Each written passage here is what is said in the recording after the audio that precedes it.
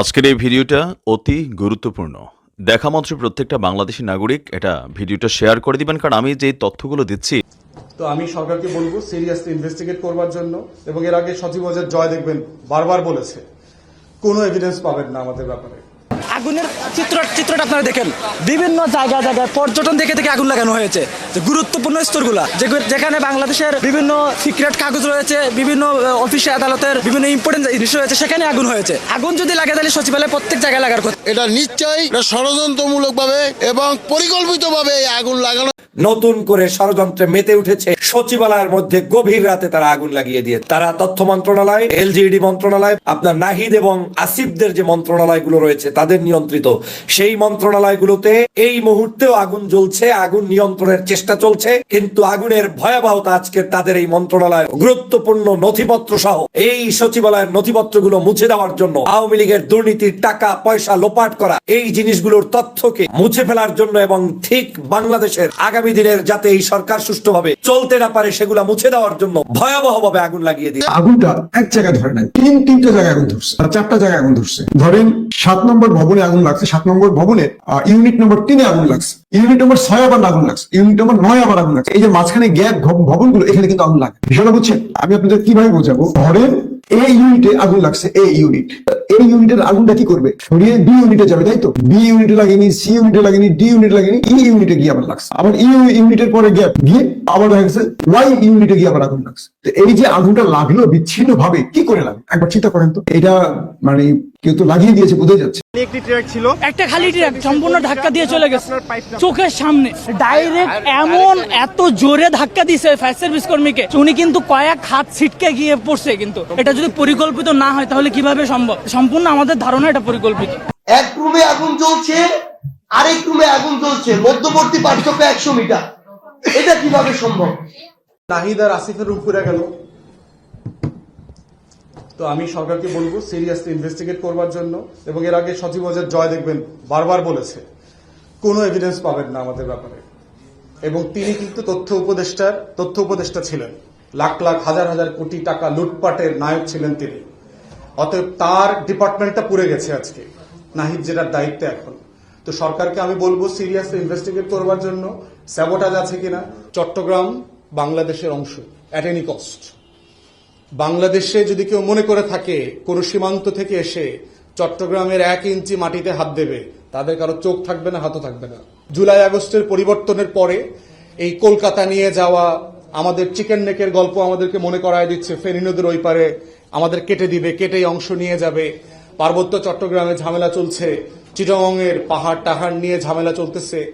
আমাদের বক্তব্য খুব পরিষ্কার, চট্টগ্রাম বাংলাদেশের অংশ অ্যাট এনি কস্ট। বাংলাদেশে যদি কেউ মনে করে থাকে কোন সীমান্ত থেকে এসে চট্টগ্রামের 1 ইঞ্চি মাটিতে হাত দেবে, তাদের কারো চোখ থাকবে না, হাতও থাকবে না। খুব পরিষ্কার আমাদের বক্তব্য। বাংলাদেশের স্বাধীনতা, সার্বভৌমত্ব, জাতীয় স্বার্থ এবং আত্মমর্যাদার প্রশ্নে কোনো কম্প্রোমাইজ হবে না। এজন্য বাংলাদেশের ইতিহাসের প্রত্যেকটা পরতে পরতে যদি রিভাইজ করতে হয় আমরা রিভাইজ করব, কিন্তু আমাদের স্বাধীনতা সার্বভৌমত্বের ব্যাপারে কোনো কম্প্রোমাইজ হবে না। যারা বাংলাদেশের চিকেন নেক নিয়ে খেলছে তাদের ভূ রাজনীতির নলেজ আবার নতুন করে পড়াশোনা করতে হবে। কৌটল্যের কয়েক শত বছর আগের পুরাতন বস্তা পচা নীলক্ষেতের গাইড বই পড়ে যদি আপনারা মনে করে থাকেন চাণক্যপুরী থেকে যে বাংলাদেশের ভূখণ্ডে হাত দেবেন, অনেকবার ভেবে দেখা উচিত। তাহলে আমাদের ভূ রাজনীতির ব্যাপারে আমরা খুবই পরিষ্কার। এবি পার্টির রাজনীতি হচ্ছে আমরা ইস্যু বেস পলিটিক্স করছি, কিন্তু আমাদের স্বাধীনতা, আত্মমর্যাদা, সার্বভৌমত্বের প্রশ্নে আমরা আপোষহীন। এখানে কোনো কম্প্রোমাইজ হবে না। চট্টগ্রামবাসীর সাথে আমাদের এই পজিশন একেবারে অঙ্গাঅঙ্গিভাবে জড়িত আছে। তাই এই লড়াইটা আগামী দিনের লড়াই, এই লড়াইটা হচ্ছে আগামী দিনের রাজনীতি। বাংলাদেশকে যদি ঘুরে দাঁড়াতে হয়, পুরাতন আমলের রাজনীতি নিয়ে বাংলাদেশকে আর ঘোরানো যাবে না। যেই বস্তা পচা রাজনীতি চলছে, যেই রাজবংশের রাজনীতি চলছে, যেই মুরব্বীদের 60-এর দশকের সফটওয়্যার দিয়ে চলছে, 60-এর দশকের সফটওয়্যার দিয়ে 2024-এ এআই বানাইতে পারবেন না। আপনি মহাকাশে যেতে পারবেন না, আপনি সিলিকন ভ্যালিকে কম্পেয়ার করতে পারবেন না। অতএব সেই বাংলাদেশের জন্য নতুন রাজনীতি ইনোভেটেবল রিয়েলিটিতে পরিণত হয়েছে, একটা অনিবার্য বাস্তবতা। এবং সেখানেই হচ্ছে আপনাদের মাধ্যমে আমরা চট্টগ্রামবাসীদেরকে আহ্বান করছি যে নতুন রাজনীতির সাথে আপনারা যুক্ত হবেন। নতুন এই ইস্যু ভিত্তিক রাজনীতি হচ্ছে আপনার জীবনের রাজনীতি। আপনার ভোগান্তি কিভাবে কমবে, সেটা নিয়ে আমাদের রাজনীতি। আপনার নাগরিক অধিকার কিভাবে নিশ্চিত হবে সেটা নিয়ে আমাদের এই রাজনীতি। 16 ডিসেম্বরের ব্যাপারে আমি যেটা বলেছি সেটা হচ্ছে যে আপনারা দেখেছেন 16 ডিসেম্বর কেন্দ্র করে নরেন্দ্র মোদী একটা পার্সোনালি টুইট করেছেন। এই টুইটে উনি বলেছেন যে 71 সালের ভারতের এই বিজয়কে উনি উদযাপন করছেন এবং ওই লড়াইতে যে হাজার হাজার ভারতীয় বীর সেনানীরা মারা গেছেন তাদেরকে তিনি শ্রদ্ধার সাথে স্মরণ করছেন। এবং এই টুইটের ভিতরে বাংলাদেশ নাই, বাংলাদেশের মুক্তির লড়াই নাই। এবং দ্বিতীয়ত একটা ঘটনা আপনারা দেখেছেন যে বাংলাদেশের সেনাবাহিনী প্রধান এবং ভারতের সেনাপ্রধানের সাথে যে মিটিং হয়েছে জুমে অনলাইনে, সেই মিটিংয়ে ভারতের সেনাপ্রধানের পিছনে আমাদের একটা সারেন্ডার সেরিমনির পিকচার দেয়া আছে। 16 ডিসেম্বরের রেসকোর্স ময়দানের যে ছবিটা, যে ভারতীয় ফোর্সের কাছে আমাদের তখনকার পরাজিত যে পাকিস্তানি ফোর্স তারা আত্মসমর্পণ করছে। এবং এর বাইরে তো আপনারা রেগুলার টকশো দেখতে পাচ্ছেন, ইন্ডিয়ান মিডিয়া বাংলাদেশের এই অংশ নিয়ে যায়, ফেনী নিয়ে যায়, চট্টগ্রাম বন্দর নিয়ে যায়, মংলা নিয়ে যায়, এই আলোচনা চলছেই আর কি। এইসব প্রেক্ষিতে আমার বক্তব্য ছিল যে বাংলাদেশের কিছু বিষয়কে নতুন করে আলোচনায় আনতে হবে আমাদের নতুন বাস্তবতার নিরিখে। একটা জিনিস মাথায় রাখতে হবে যে স্বাধীনতার প্রশ্নে, সার্বভৌমত্বের প্রশ্নে কোনো কিছু মীমাংসিত না। আমাদেরকে 53 বছর ধরে বলা হয়েছে অনেক কিছু মীমাংসিত না, স্বাধীনতার প্রশ্নে অনেক কিছু মীমাংসিত না। স্বাধীনতা এবং সার্বভৌমত্বের প্রশ্নে প্রত্যেক জেনারেশনকে তার মতো করে বুঝতে হয়, তার মতো করে বুঝতে হয় যে কে আমার শত্রু, কে আমার মিত্র, আগামী বাংলাদেশের রক্ষা কবচের জন্য কারা লড়াই করবে, কারা করবে না, কারা দেশ বিক্রি করে দেবে, কারা বিক্রি করবে না। এটা প্রত্যেক জেনারেশনের ফাইট। তো সেই জায়গা থেকে আমি বলেছি যে 1971 সালের যুদ্ধ চলাকালীন সময়ে প্রবাসী সরকার এবং ভারতের সরকারের সাথে যে 7 দফা গোপন চুক্তি হয়েছে, সেখান থেকে বাংলাদেশের মনস্তত্ত্বটা বুঝতে হবে যে ভারত আমাদেরকে কিভাবে দেখে। এবং দয়া করে আমি আজকে ব্রিফিং এর সময় বাড়াবো না, অনলাইনে গিয়ে আপনারা সেই 7 দফা চুক্তিটা পড়বেন দয়া করে, এবং দেখবেন এই 7 দফা চুক্তি পড়লে আপনি বুঝবেন যে বাংলাদেশ নামক কোনো স্বাধীন রাষ্ট্র হওয়ার কোনো পরিকল্পনা 71 সালের অক্টোবরে ছিল না বলেই ডিসেম্বর মাসে জেলায় জেলায় ভারত ডিসি অ্যাপয়েন্ট করে দিয়েছে। 16 ডিসেম্বর পরে বাংলাদেশের অলমোস্ট সকল থানার দায়িত্ব ভারতের সেনাবাহিনী নিয়ে গেছে। এবং যে 19টা জেলা ছিল, 19 জেলার ডিসিকে নিয়ে ভারতের তখনকার ক্যাবিনেট সেক্রেটারি ব্রিফ করছে কলকাতায় যে কে কোন জেলার দায়িত্ব নেবে এবং কিভাবে দায়িত্ব নেবে। আপনারা তখনকার আমলাদের বই পড়েন, আসাফুদ্দৌলার লেখা পড়েন, তারপরে ডক্টর কামাল সিদ্দিকীর লেখা পড়েন, তারপরে যে সাবেক প্রধান নির্বাচন কমিশনার ছিলেন শামসুল হুদা সাহেবের লেখা পড়েন। ওনারা একদম তালিকা সহ দিয়ে দিয়েছে যে সেখানে একদম স্পেসিফিকলি একটা এক্সাম্পল দেয়, আপনার মোমেন শাহিতে ধরেন 14 ডিসেম্বর PK ব্যানার্জি, পশ্চিম বাংলার একজন অ্যাডমিন ক্যাডারের অফিসার, সেন্ট্রাল IAS অফিসার, তিনি সার্কিট হাউসে ভারতীয় সৈন্য সহ উঠে ওখানকার ডিসিকে ডেকেছেন দায়িত্ব বুঝায় দেওয়ার জন্য। আমরা কি বাংলাদেশ রাষ্ট্রকে স্বাধীন করেছিলাম অন্যের কলোনি হওয়ার জন্য? আমার মুক্তির লড়াইটা কোথায়? ওই টুইটে কি আমার 70,000 যোদ্ধা যে যুদ্ধ করেছে, আমার বাবা মুক্তিযোদ্ধা ছিলেন, তার কন্ট্রিবিউশন কোথায়? আমার যে হাজার হাজার শহীদ আছে তাদের লড়াইয়ের অবদানটা কোথায়? তাহলে আমার মুক্তির লড়াই দিয়ে আমাকে কিভাবে দেখা হচ্ছে? এই জন্য আমি শেখ মুজিবুর রহমান, আওয়ামী লীগের রাজনীতি ক্রিটিক্যাল হওয়ার পরেও আমি কিন্তু শেখ মুজিবুর রহমানের এই জায়গাটাকে আমি বারবার তার অবদান স্বীকার করেছি যে সারা বাংলাদেশ মিলে দেশ একবার স্বাধীন করেছে 71-এ, আর 72-এর 10 জানুয়ারি শেখ মুজিব একা বাংলাদেশকে আবার স্বাধীন করছে। লন্ডন থেকে ফেরার পথে সে দিল্লিতে গিয়ে ইন্দিরা গান্ধীকে বলেছে, আমি ধন্যবাদ জানাচ্ছি, কৃতজ্ঞ আপনাদের প্রতি, কিন্তু আপনার সোলজার উজ্জ্ব করতে হবে। ভারতের রিপিটেড প্রেসারের পরেও সে এই জায়গায় মাথা নত করে নাই। এবং 72 সালের 12ই মার্চ ফেয়ারওয়েল কুচকাওয়াজ দিয়ে ভারতীয় সোলজারদেরকে বিদায় দেওয়া হয়েছে এবং এন্ড অফ মার্চ এবং আর্লি এপ্রিল লেগে গেছে ভারতের সোলজাররা বাংলাদেশ ছাড়তে। এবং ছাড়ার পথে কি হয়েছে আপনারা দেখেছেন, যদি হিস্ট্রি কেউ পড়ে থাকেন, হাজার হাজার কোটি টাকার জিনিসপত্র লুটপাট করে নিয়ে গেছে। মেজর জরিরের লেখা পড়েন, একে খন্দকারের লেখা পড়েন, আপনারা এগুলো পাবেন, আমি ডিটেলসে যাব না। তো সেই জায়গায় আমার বক্তব্য হচ্ছে, প্রত্যেকবার 16 ডিসেম্বর আসলে আমাদেরকে মনে করায় দেওয়া হয় যে আমি তোমার দেশ স্বাধীন করে দিয়েছি। এটা আমার আত্মমর্যাদার সাথে যায় না, কারণ আমিও লড়াই করছি, আমার হাজার হাজার লোক লড়াই করছে, আমার হাজার হাজার মানুষ, আমার বাপ চাচারা মামারা শহীদ হয়েছে। তাহলে আপনি আমাকে সাহায্য করছেন, এই জন্য তো আমি কৃতজ্ঞ। আপনাদের অফিসারদেরকে তো বাংলাদেশ রাষ্ট্র পুরস্কারও দিয়েছে, স্বীকৃতি দিয়েছে। আপনি কতদিন ধরে ঋণ শোধ করলে আমার ঋণ শোধ হবে, কতবার বললে পরে আমার কৃতজ্ঞতা শোধ হবে? সেই জায়গাতে আমরা বলেছি যে 16 ডিসেম্বর আত্মসমর্পণ দিবস হিসেবে পালিত হতে পারে। আর একটা বিষয় দেখেন, সেই জায়গাতে বাংলাদেশের কোনো প্রতিনিধিত্ব ছিল না। ফাইন, ইন্ডিয়ান সোলজারের কাছে আপনি করেন, সারেন্ডার করেন, ওসমানী পাশে বসা থাকলে কি ক্ষতি হইতো?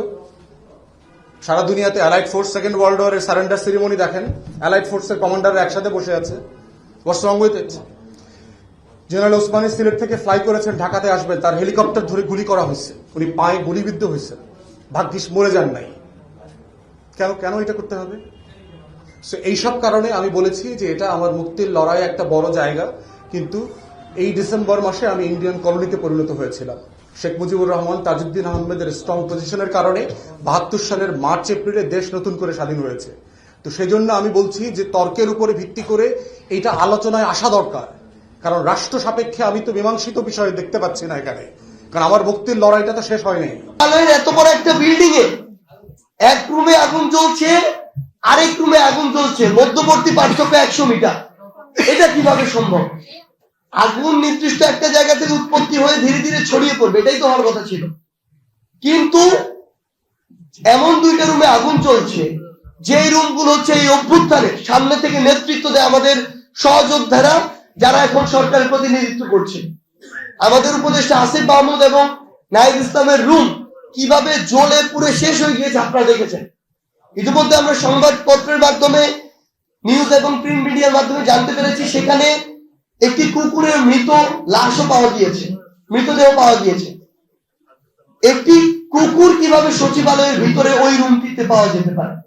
তো এখানে আর অন্য কোনো চক্রান্ত আছে কিনা, ষড়যন্ত্র আছে আমরা নিশ্চিত, কিন্তু এটি কি পরিসরে ছিল, কিভাবে দেশকে অস্থিতিশীল করার পায়তারা চলছে, সেটিও আমাদের ঐক্যবদ্ধভাবে পর্যবেক্ষণ করতে হবে এবং প্রতিহত করতে হবে। এখন আমরা যদি নিজেদের ভিতরে একটা যৌক্তিক সময় নিয়েও বিভাজন শুরু করি, তাহলে এইভাবে সুযোগ দিবে। কিন্তু আমাদের জায়গা থেকে আমরা স্পষ্ট করে বলি, সচিবালয়ে যে আমলারা ছিল, এদের একটা বড় অংশ খুনি হাসিনাকে ওই চেয়ারে বসিয়ে রেখেছিল। এদের একটা বড় অংশ সকল অন্যায় অপকর্মকে বিগত 16 বছর ধরে বৈধতা দিয়েছে। এদের একটা বড় অংশ বাংলাদেশের সরকারি অফিসগুলোতে খুনি হাসিনার পারিবারিক যে তন্ত্র, সেটি চালিয়েছে। আমরা আমাদের জায়গা থেকে মনে করি এই সরকারি অফিসগুলো তো দলীয় অফিস ছিল না, কিন্তু আপনি দেখবেন প্রত্যেকটা সরকারি অফিস দলীয় অফিস হয়ে গিয়েছিল। কিভাবে? রেফারেন্সের ভিত্তিতে, স্বজনপ্রীতির ভিত্তিতে, ক্ষমতার অপব্যবহারের ভিত্তিতে, ওই গোপালগঞ্জ ইজমের ভিত্তিতে, গণভবন ইজমের ভিত্তিতে। আমরা আমাদের জায়গা থেকে যে জিনিসটা মনে করি যে আমলাতন্ত্রে এতদিন ধরে আসলে বিপ্লবীরা এবং সরকারে যারা আছে তারা তাদের জায়গা থেকে অনেকটাই সুশীলতা দেখিয়েছে। এগুলো বিপ্লবের পরবর্তী সময়ে দেখা যে কোনোদিন প্রাসঙ্গিক হতে পারে না, এগুলো দেখানো, সেটির প্রমাণ হচ্ছে গতকালকের এই আগুন।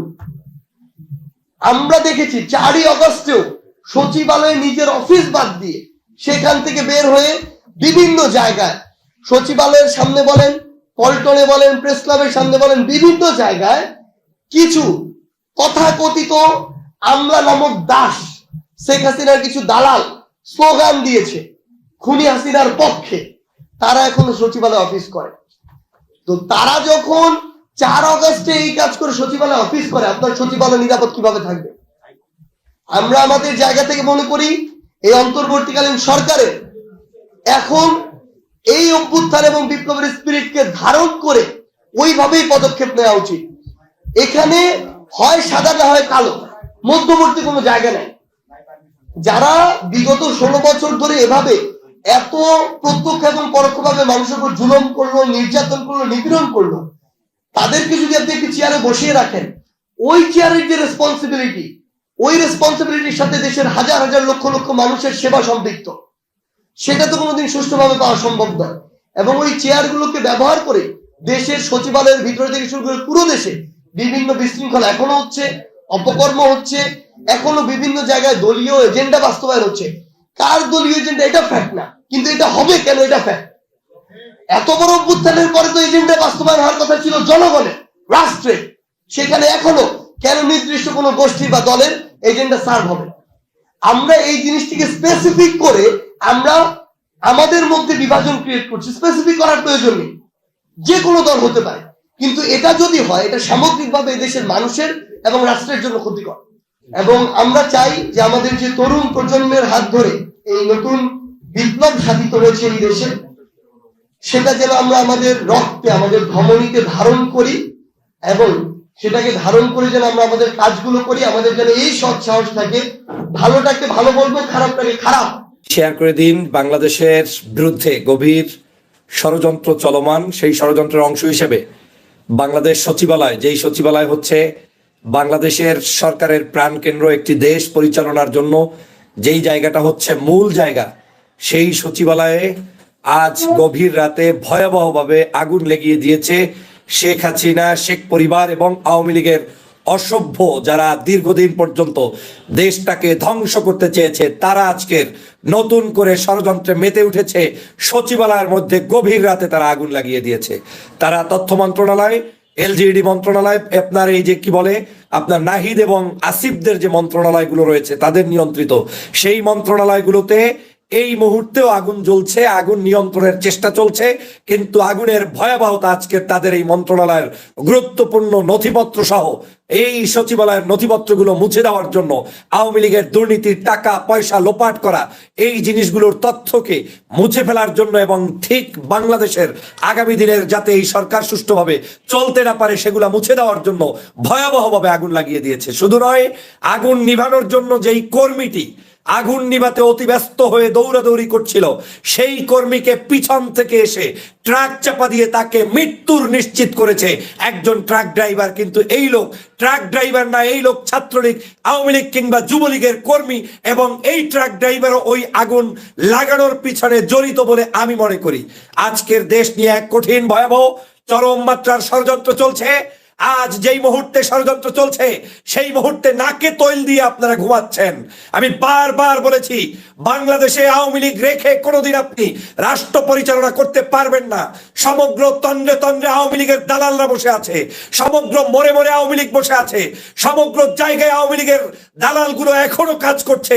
আজকের এই সচিবালয়ে দীর্ঘ, আমার জানা মতে সচিবালয়ে আগুন লেগেছে তা আমি এখন পর্যন্ত রিসেন্টলি শুনি নাই, কিন্তু এই সচিবালয়ে মতো জায়গায় ভয়াবহ আগুন দিয়েছে। কিভাবে দিয়েছে, কেন দিয়েছে, কারা দিয়েছে সেটা বুঝতে আর বাকি নাই। প্রিয় বন্ধুরা আমার, 6 তলা এবং 7 তলায় করে হঠাৎ করে আগুন চলে যাবে। পাবলিক হলিডে যেদিন সমগ্র বাংলাদেশ বন্ধ, আজকের সেই ক্রিসমাস ডে, সেই দিনটা কি তদন্ত করে বের করেছে। যেই দিন ওই মন্ত্রণালয়ের উপদেষ্টা আসিফ তিনি এখন অন্য আরেকটি পঞ্চগড় কিংবা দূরে কোথাও অবস্থান করছে, সেই দিন ওই জায়গাটাকে পছন্দ করেছে। যেই সময় মানুষ ঘুমন্ত থাকবে সেই সময় ওটাকে পছন্দ করেছে। আমি এও শুনেছি যখন ট্রাক একজন ফায়ার সার্ভিস কর্মীকে ওখানে চাপা দিয়ে চলে যাচ্ছে, পাশে একজন পুলিশ ছিল, তিনি ছটকে চলে গিয়েছেন, তিনি তার দায়িত্ব নাকি পালন করেননি। শুনেছি, নিশ্চিতভাবে আমি বলছি নয় যে ওই পুলিশই অপরাধী, কিন্তু এটার সাথে গভীর ষড়যন্ত্র চলছে। রাস্তায় ফায়ার সার্ভিসের কাজ চলছে, পুলিশের উচিত ছিল রাস্তা ব্লক করে ফায়ার সার্ভিসের কাজ করা। ট্রাক কিভাবে একজন ফায়ার সার্ভিস কর্মীর গায়ের উপরে তুলে দেওয়া হয়। আজকের কঠিন ষড়যন্ত্রে বাংলাদেশ এই রকম চলতে থাকলে বাংলাদেশের পরিস্থিতি ভয়াবহ আকারে ধারণ করানোর জন্য ফ্যাসিবাদের দোসররা চেষ্টা চালিয়ে যাবে। সমগ্র বাংলাদেশকে ঐক্যবদ্ধ হতে হবে। আপনি আছেন কেউ নির্বাচন নিয়ে, কেউ আছেন বাংলাদেশের সরকার ব্যবস্থা কেমন, কে কোন ভাবে ফ্যাসিলিটিস ভোগ করবেন, কিন্তু বাংলাদেশের এখন পর্যন্ত এই সরকার সঠিকভাবে কোনো দায়িত্বই পালন করতে পারছে কিনা সেটা আজকে আপনাকে আমাকে চিন্তার বিষয় হয়ে দাঁড়িয়েছে। সরকারকে বারবার বলছি, দেশপ্রেমিক নাগরিকদেরকে নিয়ে সমগ্র পদে পদে আপনাদেরকে লোক ঢুকাতে হবে, নিরাপত্তা নিশ্চিত করতে হবে। সমগ্র বাংলাদেশের এই ফ্যাসিবাদ বিরুদ্ধে যারা আন্দোলন করেছে, সংগ্রাম করেছে, তাদের নিরাপত্তা নিশ্চিত করতে হবে। সচিবালয় থেকে শুরু করে সমগ্র জায়গার নিরাপত্তা নিশ্চিত করতে হবে। কিন্তু আওয়ামী লীগকে বাংলাদেশে রেখে আপনি নিরাপত্তা নিশ্চিত করতে পারবেন না। আপনি আওয়ামী লীগকে বাংলাদেশে রেখে কিভাবে আপনি নিরাপত্তা নিশ্চিত করবেন? সমগ্র বাংলাদেশে এখনো মোড়ে মোড়ে, পাড়ায় পাড়ায়, কর্নারে কর্নারে আওয়ামী লীগের দোসররা ঘুরে বেড়াচ্ছে। মামলার আসামি হওয়ার পরেও তাদেরকে গ্রেপ্তার করছেন না। আর এই গ্রেপ্তার না করার কুফল আজকে আপনারা পাচ্ছেন। আজকে আপনারা ওই কানুকে নিয়ে ব্যস্ত, কানুর জন্য চিঠি প্রকাশ করতে ব্যস্ত, ভুয়া মুক্তিযোদ্ধাদের নিয়ে দেশ ষড়যন্ত্র চলছে তাদেরকে নিয়ে ব্যস্ত, আর অন্যদিকে আপনার পিছনে আগুন লাগিয়ে দিয়ে যাচ্ছে। খবর নাই আপনার। আজ খুব কষ্ট নিয়ে বলতে হচ্ছে, এখন এই মুহূর্তে বাংলাদেশের যদি এই পরিস্থিতিকে নিয়ন্ত্রণে রাখতে হয়, দেশপ্রেমিক ভাইদেরকে নিয়ে এই সরকারকে আবার পরিকল্পিতভাবে সাজাতে হবে, না হয় বিকল্প কোনো পথ নেই। প্রিয় বন্ধুরা আমার, আমি 100% সচিবালয়ের মতো গুরুত্বপূর্ণ জায়গায় এবং যেই মন্ত্রণালয়গুলোকে মানে তারা সিলেক্ট করেছে সেই মন্ত্রণালয়ের সিলেকশনের নিয়ম অনুযায়ী একেবারে 100% সত্য যে এই কাজটি পরিকল্পিতভাবে আজকের আওয়ামী লীগের দোসররা করেছে। কোনো নর্মাল কোনো এটার কারণ নয়, কোনো মানে আপনার এমনি এমনি আগুন লেগে যায় নাই। নাহিদ এবং আসিফ টার্গেটের বস্তুতে পরিণত হয়েছে, তাদেরকে ব্যর্থ করার জন্য এই ষড়যন্ত্র করেছে। তাদের মন্ত্রণালয় গুরুত্বপূর্ণ আইসিটি মন্ত্রণালয়ের বিভিন্ন তথ্য রয়েছে, তথ্য মন্ত্রণালয়ের তথ্য রয়েছে, বিভিন্ন ধরনের ওদের দুর্নীতির তথ্য রয়েছে। এই সবগুলোকে ধ্বংস করার জন্যই এই কাজ করেছে। আজকের আপনারা যারা মনে করছেন পুরাতন মদের বোতলে দিয়ে বাংলাদেশ সাজাবেন, সেইটা কোনোদিন হবে না। ও মদের বোতলই ছিল, ওখানে কোনোদিন আপনি ভালো কিছু করতে পারবেন না। আওয়ামী লীগ যারা জীবনে একবার করেছে ওকে বিশ্বাস করার কোনো সুযোগ নেই। ও ধ্বংসপ্রাপ্ত একটা জাতি, ওই ব্যক্তিদেরকে নিয়ে আপনি বাংলাদেশকে শাসন কিভাবে করবেন? আজ সমগ্র জায়গায় নিজেকে প্রশ্ন করুন। সচিবালয় আপনার স্টাফ আওয়ামী লীগ, আপনার নিজের সচিব আওয়ামী লীগ, আপনার পুলিশের মধ্যে আওয়ামী লীগ, আজকের বাহিরে ভিতরে প্রত্যেকটি জায়গায় আওয়ামী লীগ। এই জিনিসগুলো এখন পর্যন্ত 5 মাস হয়ে গিয়েছে, আপনি এখনো সঠিকভাবে যদি না নিয়ন্ত্রণ করতে পারেন তাহলে আপনার কালকে লাগবে আরেক জায়গায়, পরশু লাগবে আরেক জায়গায়। আওয়ামী লীগ তো তাই প্রতিদিন, ওদের পেজ গুলো দেখলেই তো আপনি বুঝতে পারেন যে ওরা ষড়যন্ত্র কিন্তু এখনো বসে নেই, করছে প্রতিটা মুহূর্ত ষড়যন্ত্র। কালকেও বলছে জানুয়ারির মধ্যে দেখিয়ে দেব। ওরা আপনাকে টায়ার্ড করতে চায়, ওরা আপনাদেরকে আমাদের এই বাংলাদেশের সমগ্র জায়গায় এইরকম করে দুর্বল করতে চায়। ওরা এখন অনিয়ন্ত্রিত বাংলাদেশ করতে চায়। প্রিয় সহযোদ্ধা ভাইরা, কখনো ভাবতে পারি নাই যে সকালবেলা ঘুম থেকে উঠে শুনবেন সচিবালয় আগুন। এরকম করে তারা এই কঠিন পরিকল্পনা এঁকেছে। তারা এখন বুঝতে সক্ষম হয়েছে জনগণ ওদের সাথে নেই। এখন এই বাংলাদেশে যদি কোনো সমস্যা তৈরি করতে হয় তাহলে ওদেরকে এই কুপরিকল্পনাই এগুলো করতে হবে। সেজন্যই এই ধরনের ষড়যন্ত্র শুরু করেছে তারা। এই ধরনের সংস্কৃতি, কার্যক্রম, খারাপ কার্যক্রমের মধ্য থেকে আবার এই বাংলাদেশে একটি ষড়যন্ত্র করতে চায়। প্রিয় বন্ধুরা আমার, অতএব আমি এই আওয়ামী লীগকে স্পষ্ট বার্তা দিয়ে বলতে চাই, বাংলাদেশের ছাত্র জনতা, যুব জনতা, ছাত্র, বাংলাদেশের রাজনৈতিক সকল মানুষ তোমাদের এই ষড়যন্ত্র বোঝে, তোমাদের এই ষড়যন্ত্র বাস্তবায়িত হতে দিবে না ইনশাআল্লাহ। কিন্তু আমি স্পষ্ট করে বলতে চাই, আমাদের এই বাংলাদেশের প্রত্যেকটি থানায় থানায়, জেলায় জেলায় ওসিদেরকে নির্দেশ দিয়ে দিন, আওয়ামী লীগকে যেখানে পাবা সেখান থেকে গ্রেপ্তার করো। 7 দিন ওদেরকে দৌড়ের উপরে রাখলে কোথায় আগুন লাগবে আপনি দেখবেন যে আগুন আর আগুন থাকবে না, আগুন পানি হয়ে যাবে। আপনি একদিকে আরামে ঘুমাতে দিবেন আর অন্যদিকে চিন্তা করবেন যে বাংলাদেশ শান্তি মতো চলবে। আওয়ামী লীগের আরামে রেখে আপনি শান্তিতে দেশ চালাতে পারবেন না। আজকে থেকে গণহারে গ্রেপ্তার শুরু করুন। কে কি বলল কোনো কিছুর পাত্তা না দিয়ে সমগ্র বাংলাদেশের এই কুচক্রী মহলদেরকে গ্রেপ্তার করে একেবারে আইনের আওতায় নিয়ে আসুন। দেখবেন এই সবগুলো ধান্দাবাজ পালাতে বাধ্য হবে এবং বাংলাদেশের বিরুদ্ধে ষড়যন্ত্র করলে আর সেটা কাজে আসবে না। কিন্তু সেটা যদি না করেন, শক্ত ভাষায় যদি কথা না বলেন, সাংবাদিক প্রশ্ন করলে আপনি যদি বলে দেন গ্রেপ্তার হবে না, তো ষড়যন্ত্রবাজ তো সে গ্রেপ্তার হবে না মনে করেই রাস্তায় আগুন লাগাবে। অতএব আপনাদের বিন্দুমাত্র ছাড় দেওয়ার মানসিকতা থাকলে সেটা দিয়ে এই রাষ্ট্র চালাতে পারবেন না। এটা শয়তানের একটা দল, এটা একটা দেশকে বিকৃত করার একটা দল, এই দেশটাকে ধ্বংস করার একটা দল। অতএব এই দলের সাথে কোনো কম্প্রোমাইজ করে কেউ কোনোদিন ভালো কিছু করতে পারে নাই। ওরা ব্যর্থ হয়েছে। চিন্ময়কে কেন্দ্র করে একটি নাটক সাজাতে চেয়েছিল, ইসকনকে কেন্দ্র করে নাটক সাজাতে চেয়েছিল, নাটকে তারা ব্যর্থ হয়েছে। ওরা আবার এই যে কুমিল্লার কি বলে কোনু না কি বলে মুক্তিযোদ্ধা, এটা ওদের সাজানো নাটক, এটাও ওরা সাজিয়ে চেষ্টা করছে আপনারা যে কোনো ভাবে ওই ফাঁদে পাড়া দিয়ে কিছু একটা করা যায় কিনা। ওরা প্রত্যেকটা দিন এরকম সাজানো নাটক শুরু করেছে। এখন তাদের নাটক একটাই, জায়গায় জায়গায় আগুন দাও, ফায়ার সার্ভিস কর্মীদেরকে নিহত করো, যাতে করে সবাই অস্থির হয়ে যান, দেশটা একটা অশান্তির মধ্যে পড়ে যায়। প্রিয় বন্ধুরা আমার, সেজন্য দেখেন একজন ফায়ার সার্ভিস কর্মী তিনি আগুন নিভাতে গিয়েছেন, তাকে ট্রাক চাপা দিয়ে মেরে ফেললো। ভাবছেন এটা খুব নর্মাল কোনো কাজ? এটা পরিকল্পিত নয়? কি ভাবছেন আপনি? সচিবালয় আগুন, আগুন নেভাতে গিয়েছে দেশপ্রেমিক ফায়ার সার্ভিস, তাকে ট্রাক চাপা দিয়ে হত্যা করেছে, এ আওয়ামী লীগের কাজ। আবার পুলিশ সেখান থেকে উধাও। প্রিয় বন্ধুরা আমার, এবং এত বড় একটি জায়গা যেখানে সুরক্ষিত থাকার কথা, আজ সেখানে আমি এই উপদেষ্টাদেরকে বলবো, এক ঘুয়ামি মানসিকতা পরিহার করুন, নিজেকে অনেক ওভার স্মার্ট ভাবা পরিহার করুন, রাষ্ট্র চিন্তা করুন, রাষ্ট্র সম্পর্কে বুঝুন, এই দেশের কিভাবে দায়িত্ব পালন করতে হয় সেটা শিখুন। না শিখে দেশকে বিপদগ্রস্ত করবেন না। আমরা আপনাদেরকে সর্বোচ্চ সাহায্য করব, আমরা আপনাদের সাথে আছি, কিন্তু কে আপনার দেশপ্রেমিক সেটা অন্তত বাছাই করুন। যার তার উপরে নির্ভর করে বসে থাকিয়েন না। যদি সেটা থাকেন তাহলে এই বাংলাদেশটাকে ওরা লুটে পুটে ধ্বংস করে দিয়েছে, যেভাবে গিয়েছে এখন এটাকে আগুন ধরিয়ে ধ্বংস করে দিয়ে যাবে। প্রিয় ভাইরা, ভাবছেন এটা চারটিখানি ব্যাপার?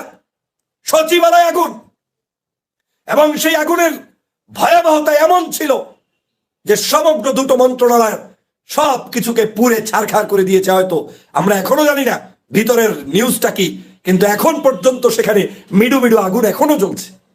না, আমি বারবার বলেছি এই সরকারের উচিত হবে এমার্জেন্সি মন্ত্রণালয়গুলোতে নতুন উপদেষ্টা নিয়োগ দেওয়া, যেই উপদেষ্টারা দেশপ্রেমিক, শাসন করার ক্ষেত্রে ওই ফেসিবাদকে বিন্দুমাত্র ছাড় দিবে না, ওদেরকে যেখানে পাবে সেখানে আইনানুগভাবে শায়েস্তা করবে, সেই মানসিকতার মানুষদেরকে আপনার উপদেষ্টা নতুন নতুন মন্ত্রণালয়ের দায়িত্ব দিয়ে দিন। কত ধরনের যে ভয়াবহ পরিকল্পনা এই ফেসিবাদ করবে, আওয়ামী লীগ করবে, সেটা বুঝতে আর অপেক্ষা রাখে না। অতএব এই ফেসিবাদের কবল থেকে দেশকে রক্ষা করতে হলে একটাই কাজ, সেটা হচ্ছে আমাদেরকে ঐক্যবদ্ধ হতে হবে। ওরা গুরুত্বপূর্ণ সকল তথ্য পুড়িয়ে দিবে। ওরা এখন দুর্নীতি, দুষ্কৃতি, খুন, গুম, এই ধরনের যে যত ডকুমেন্টস আছে সবগুলোকে পুড়িয়ে দেওয়ার জন্য আওয়ামী লীগের দোসররাই পুড়িয়ে দিবে। আমি সচিবালয়ের এই পোড়ার ক্ষেত্রে গতকালকের কারা ওখানে হাঁটাহাঁটি করেছে, ওই রুম থেকে কে বের হয় নাই, কার কোথায় দায়িত্ব ছিল, কোন পুলিশ কোথায় ছিল, সচিবালয়ের ভিতরে কারা ছিল, সমস্ত জিনিসকে তালিকা করে এমার্জেন্সি তাদেরকে গ্রেপ্তার করে তারপরে জিজ্ঞাসাবাদের মাধ্যমে সত্যিকার খুনি, শয়তান এবং যারা আগুন লাগিয়েছে তাদেরকে দ্রুত গ্রেপ্তার করতে হবে। এবং আমি মনে করি ওই ট্রাক ড্রাইভার একটি ষড়যন্ত্রের অংশ হিসেবে সচিবালয়ের সামনে আমার সেই ভাইকে, যিনি পানি দিতে গিয়েছেন ফায়ার সার্ভিস কর্মী, তাকে মেরেছে, তাকে হত্যা করেছে, ওই ট্রাক ড্রাইভারকে দ্রুত গ্রেপ্তারের মধ্য দিয়ে আওয়ামী লীগের সেই তথ্য বের করার চেষ্টা করুন। এটা যদি আওয়ামী লীগের আমল হইতো, বাংলাদেশের বিএনপি জামাত কেউ রাস্তায় থাকতে পারতেন না। 24 ঘন্টার মধ্যে সবগুলোকে ডেকে নিয়ে হয় ক্রস ফায়ার দিত, নাইলে গুম করতো, নাইলে শেষ করে ফেলতো। আর আপনি আওয়ামী লীগকে একই বিছনায় রেখে আপনি রাত্রি যাপন করবেন ভাবছেন, এটা কিভাবে সম্ভব? একই রুমের মধ্যে কিভাবে সম্ভব? আজকে তাই করছেন আপনি। এই ঘষাঘষি বাদ দেন, ডলাডলি বাদ দেন। চিরদিনের জন্য আওয়ামী লীগকে তালাক দিতে হবে এবং ওদের সাথে সম্পর্ক নষ্ট করে তারপরে দেশ পরিচালনা করতে হবে। এটাই হতে হবে আমাদের কাজ, না হয় এই দেশ চালাতে পারবেন না। প্রিয় ভাইরা, আমি ভরাক্রান্ত হৃদয় নিয়ে বলতে বাধ্য হচ্ছি, এই আগুন, এটাকে কোনো অবস্থায় ছোটখাটো আগুন ভাবার সুযোগ নেই। অতএব আসুন বাংলাদেশের সমগ্র দল মতের ঊর্ধ্বে উঠে দেশকে এগিয়ে নেওয়ার জন্য সবাই ঐক্যবদ্ধ থাকি। 5ই আগস্টের পূর্বে যেভাবে আমরা ঐক্যবদ্ধ ছিলাম, আজও সেই ঐক্যবদ্ধ থাকি। এই পরামর্শগুলো অ্যাকসেপ্ট করে সমগ্র দেশকে জাতীয় ঐক্যে রূপান্তরিত করে এগিয়ে যেতে হবে। না হয় আওয়ামী লীগ তার ষড়যন্ত্র চলমান রাখবে এবং ভবিষ্যতেও ক্ষতি করার চেষ্টা করবে। প্রিয় ভাইরা, ভালো থাকুন। আসসালামু আলাইকুম।